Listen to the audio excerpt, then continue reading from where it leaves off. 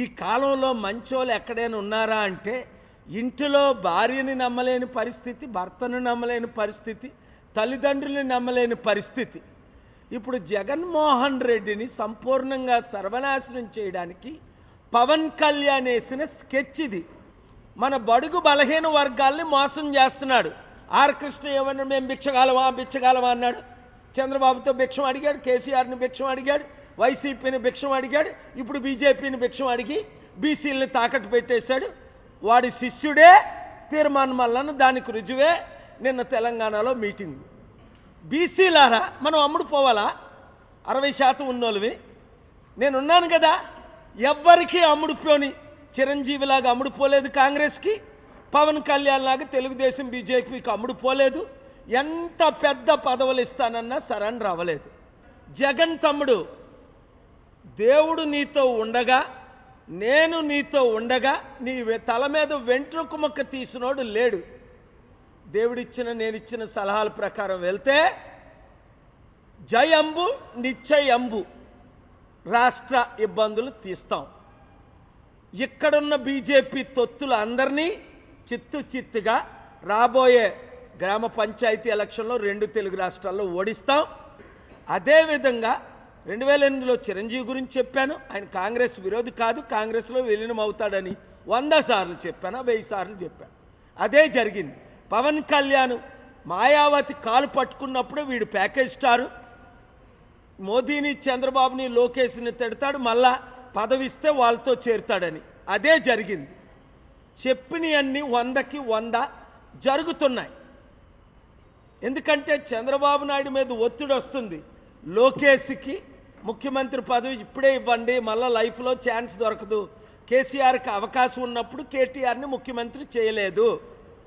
మీరైనా కనీసం first step ఉప ముఖ్యమంత్రి చేయమంటే చంద్రబాబు నాయుడు భయస్థుడు గనక కొడుకుని చేద్దామనుకున్నా చేయలేని పరిస్థితి. మోదీకి అక్కడ, పవన్కి ఇక్కడ, ఆయన బానిస అయిపోయాడు. ఎక్కడైతే నరేంద్ర మోదీ మరలా ఈయన్ని జైల్లో పెడతాడు, ఈసారి 52 రోజులు కాదు 520 రోజులైనా జైల్లో పెడతారు.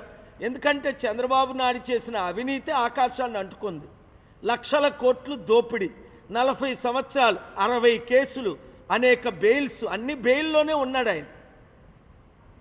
ఆ భయంతో చంద్రబాబు నాయుడు ఇప్పుడు భయస్తున్నాయి, నన్ను జైల్లో పెడతారని.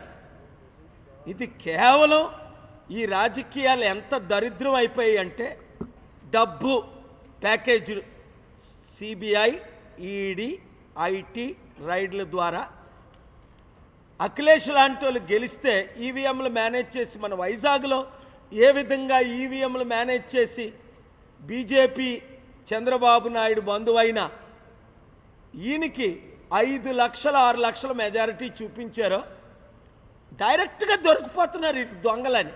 ఏమనంటే రెడ్ బుక్ తీస్తాడట ఈ లోకేష్ గాడు.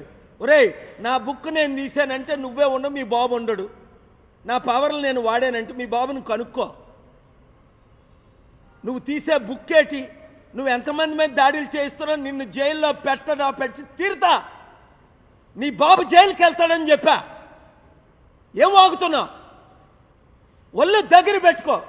ఇంకొక వైసీపీ నాయకుడు, ఏ రాజకీయ నాయకుడినైనా నువ్వు టచ్ చేసావా, మీ బాబుని జైల్లో పెడతా, నిన్ను జీరో చేస్తా. అధికారం ఉందని పిచ్చోళ్ళకి బిహేవ్ చేయొద్దు. Be careful. నువ్వెంతరా? రాజశేఖర రెడ్డి గోరు తీయడానికి సరిపోడు. మీ నాన్న రాజశేఖర రెడ్డి ముందు భయపడేవాడు. రాజశేఖర రెడ్డి హాని చేయకుండా నేను కాపాడా. మీ నాన్న నా శిష్యుడు, 22 సంవత్సరాలు దీవెనలు. నా స్పిరిచువల్ పవర్ వాడేనా? వాడు ట్రంప్ అయినా దిక్కులేదు, బైడెన్ అయినా దిక్కులేదు, మోదీ అయినా దిక్కులేదు. Please subscribe .news.